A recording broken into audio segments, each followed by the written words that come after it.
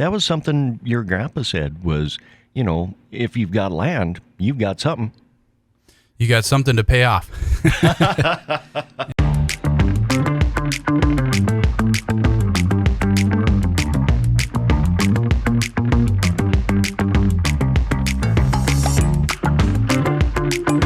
It's time for Auction Talk with Steffes Group. I'm Rusty Halverson for the Mighty 790 and 104.7 KFGO. And we've got Max Steffes in the studio, a third-generation auctioneer with Steffes Group. You work as the site leader for the West Fargo location. Max, welcome to the studio. It's good to be back for our second installment of Auction Talk. We're here talking about June auction sales and the results that we saw. Let's talk about today's trends. What are some of the leading market indicators that you've got your eyes on, Max? Well, I don't know if they've changed a whole lot, but the leading indicators that we're always looking at in terms of what we do every day, and we sell land and the equipment to farm it. We also sell construction equipment now as well. But the three indicators, first and foremost, number one being commodity prices. And commodity prices, Rusty, I would tell you, in terms of their effects on land prices and equipment prices, trump the other two combined. Ultimately speaking, the prices that farmers are getting for their crops are driving factors when they come to our auction sales. As we do it each day during the weekday, following those commodity prices, I've got to imagine you do too. We try to keep up to some degree, usually once or twice a week. Technology is great, and of course, listen to the market reports with Rusty on 790 KFGO always helps. Thank you. Shameless plug. The second factor that we're looking at is interest rates, and interest rates has been a subject of conversation here lately with the increases that we've been seeing. And the third would be the yields that we see in our regions that we operate in. And those three factors, there's other factors that are outlying from those three factors, but those are the three that we primarily watch in terms of driving factors behind land and machinery prices. Yeah, and I'm sure you talk with so many farmers all the time, and we got a late start this year when it came to the crop, but with the heat that we've been seeing, Max, it seems like those crops are coming along fairly well. Yeah, by all accounts, I think we're lining up for a decent year. This heat pushed the crop along in maturity and hopefully make up some ground in terms of not catching an early frost. But we'll see. I know it can freeze awful early in this part of the country. Yeah, that's a good point. Now, Max, I'm going to throw something at you here.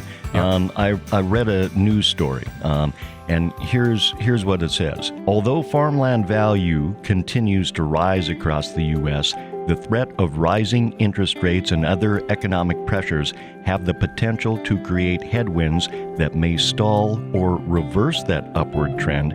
If you're considering selling a farm or ranch in the near future, now may be a good time to act. Would you agree with that? I would, and get while the getting's good, as the old man once said. Yep. And things are very good and robust right now. I think that the interest rate increase that we've seen over the last quarter here has really given pause in terms of purchases. It's difficult to say if it's really affected the land market yet, just because June isn't typically a best season to sell farms. We always talk about seasonality of farmland transactions. Most farms are sold after the crop has been harvested and before it's planted. There has been some land auction sales in June. For the Steffes Group, recapping June auction sales, we sold about 3,200 acres in June across 3 or 4 states. Some of those results to share with you folks. We sold a half section near Montpelier, North Dakota for about $4,010 an acre. 160 acres near Argusville, North Dakota for about $6,010 an acre. And moving down south, we sold 80 acres, and we always talk about Iowa land prices being double what we are, and that's certainly the case still. We sold 80 acres recently near Cedar Rapids, Iowa, which is east central Iowa, for $18,025 an acre. And moving into Minnesota, west of the Twin Cities, south of our Litchfield, Minnesota facility, 106 acres recently sold for $92.40 an acre. So there's still some good strength out there. I would tell you that most of those prices are near, at, or above record prices that we've seen in past years. You know, when we were talking with your Grandpa Bob, he kind of indicated that those land prices in Iowa are kind of like a canary in the coal mine, because those values, if they're rising in Iowa, they eventually work their way into the Red River Valley and beyond. And I think the trends, Max, what do you think? Yeah, I would agree with that. I think ultimately speaking, they can grow more crop. They get better yields, and the land price is reflective of that. And they also, the other side of the equation is they get more for their crops, whereas we're on the other end of the spectrum. often being penalized for our geographic location and where we raise our crop. And really on the land side of things, what we see happening more than anything is farmers got good working capital right now. And in a lot of cases, some of them have 2 years worth or better. And that's never really occurred before. Working capital was always kind of something that people chuckled about in earlier years in the 90s and 80s. It just wasn't something that people had their eyes on. So there's good appetite out there for the land that does become available, and it's still very strong. And rates seem to be slowing the rate of climb that we saw in quarter 4 of 21 and quarter 1 of 22. So we'll see what takes place here. Now, you're a family business, and one of the things, every auction tells a story. And for the families that you work with, there are all sorts of unique situations when it comes to land auctions. There could be several siblings that maybe want to sell their land. There could be other instances. Max, just from your personal perspective, how much do you enjoy working with families and just trying to solve what they're dealing with? Because it's not an easy decision to sell land. Often there's an emotional attachment. Yeah, certainly. And there's always emotions involved when you're selling land. For farm families and farmers, land is sacred. And when you talk about selling the home farm, because of certain factors that are out there, we talk about dilution a lot and multiple ownerships between multiple family members. Those are difficult conversations to have. And we really prod in terms of motivations and personalities that are in the family to help better understand the circumstances so we can better serve that individual and that client.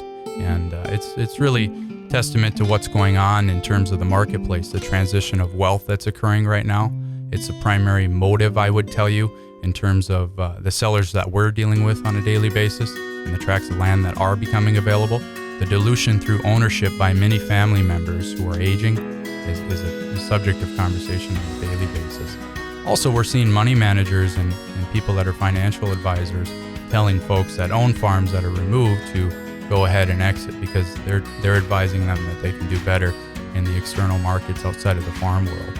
And history has kind of maybe proven that wrong when you look at the historical returns on farmland, but people are heeding that advice. And they also don't have any ties. A lot of these families that are removed, they just don't have any sentimental ties. Some of them don't. And it'd be like a farmer from Galesburg, North Dakota, inheriting a strip mall in San Francisco, California.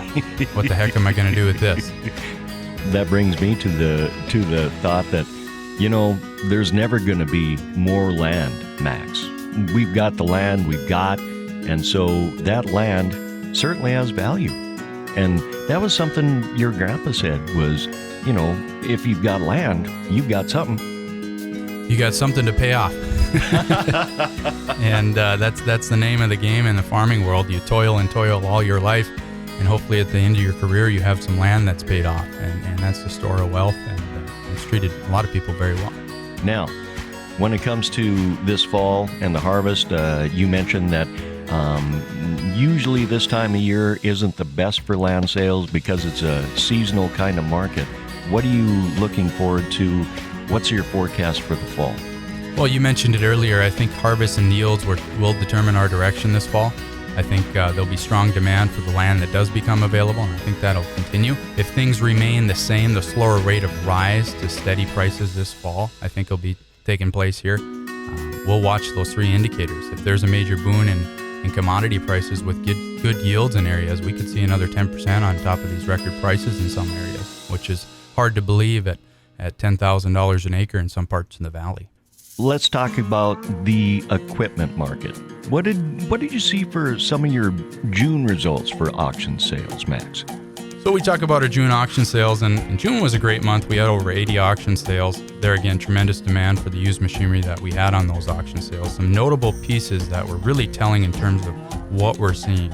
One of them I picked out would be a 2000 Kenworth T800. This machine was sold down in Wahpeton on a harvesting retirement auction. It had, I think it was close to 800,000 actual miles on it. It did have an overhaul. That machine brought $85,000. So for a 22-year-old machine, $85,000. Talk about retaining value. I don't know what that machine would have listed for in 2000, but I can't imagine it was much more than that, which is remarkable to think. I got to be honest, I can't work on a piece of machinery. Well, that makes two of us. Okay.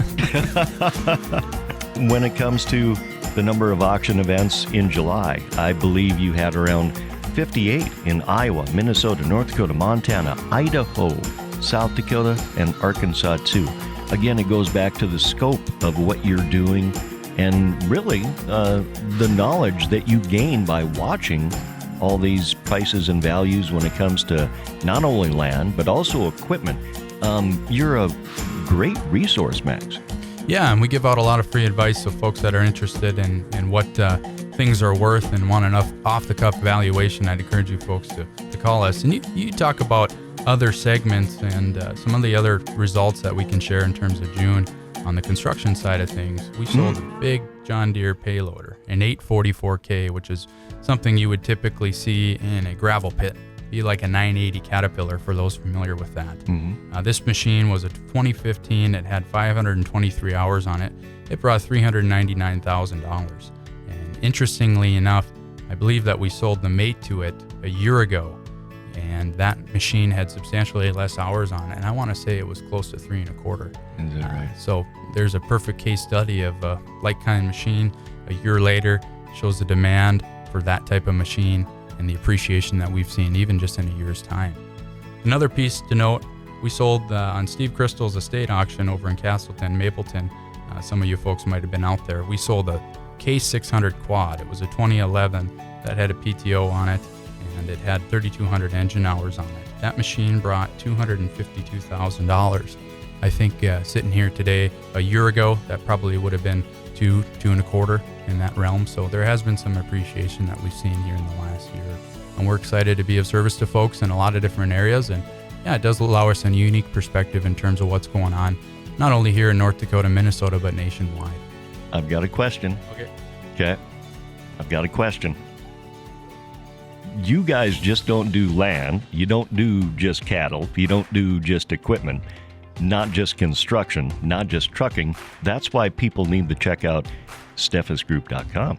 Through the years, we sold everything from baseball card collections to grandma's dresser out in the front lawn to multi-million-dollar farm retirement construction auctions. So we're not afraid of anything. We'll look at anything, and we'll do an auction anywhere we can fly or drive. And if it's something where we want to talk about auction or transitioning, give us a call.